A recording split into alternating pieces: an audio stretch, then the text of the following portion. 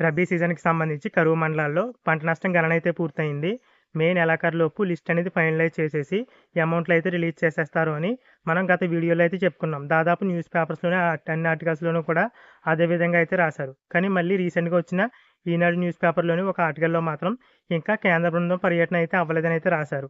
June 18వ తేదీ నుంచి June 21వ తేదీ వరకు కూడా కేంద్ర బృందం పర్యటన అయితే ఉంటుందని అయితే రాశారు. అంటే ఏపీ రాష్ట్ర ప్రభుత్వం ఏదైతే లిస్ట్ అనేది ఫైనలైజ్ చేసిందో ఆ మండలాల్లో మళ్ళీ కేంద్ర బృందం పర్యటన అయితే ఉంటుంది. అనంతపురం, సత్యసాయి, కర్నూలు, నెల్లూరు, ప్రకాశం ఇలా మొత్తానికి 6 జిల్లాల్లోని మండలాల్లో కేంద్ర బృందం పర్యటన అయితే ఉంటుంది. ప్రెజెంట్ అయితే రబీ సీజన్ కంప్లీట్ అయిపోయి ఖరీఫ్ సీజన్ కూడా వచ్చేయడం జరిగింది. అయినా సరే కేంద్ర బృందం అయితే పర్యటనకైతే ఇప్పుడైతే రావడం జరిగింది.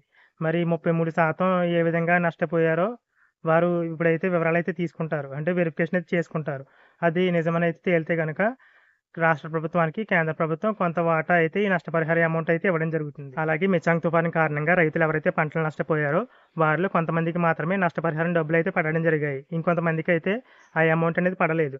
గతంలో ఆ వైసీపీ గవర్నమెంట్ ఏం చెప్పిందంటే రైతులకు సంబంధించి వివరాలనేవి తప్పుగా ఉండడం వల్ల అంటే బ్యాంక్ అకౌంట్ నెంబర్, ఐఎఫ్ఎస్సి కూడా అలాగే పేర్లు ఇలా వివరాలనేవి తప్పుగా ఉండడం వల్ల అమౌంట్ అనేది పడలేదని అయితే చెప్పింది. తర్వాత రైతుల యొక్క వివరాలు వచ్చేసి అగ్రికల్చర్ అసిస్టెంట్లు అయితే తీసుకున్నారు. కానీ ప్రెజెంట్ అయితే గవర్నమెంట్ అయితే మారింది కాబట్టి ఆ అమౌంట్ అనేది రిలీజ్ చేస్తారా లేదా అని ఇంకా అప్డేట్ అయితే లేదు. గతంలో మాత్రం వైసీపీ వచ్చేసి ప్రతిపక్షం నుంచి అధికారంలోకి వచ్చిన తర్వాత గత ప్రభుత్వం ఏదైతే పెండింగ్ అమౌంట్లు రిలీజ్ చేయాలో ఆ అమౌంట్లు అయితే రిలీజ్ చేసింది రైతులకు సంబంధించి. అదేవిధంగా ఇప్పుడు టీడీపీ కూడా రిలీజ్ చేస్తుందో లేదో చూడాలి.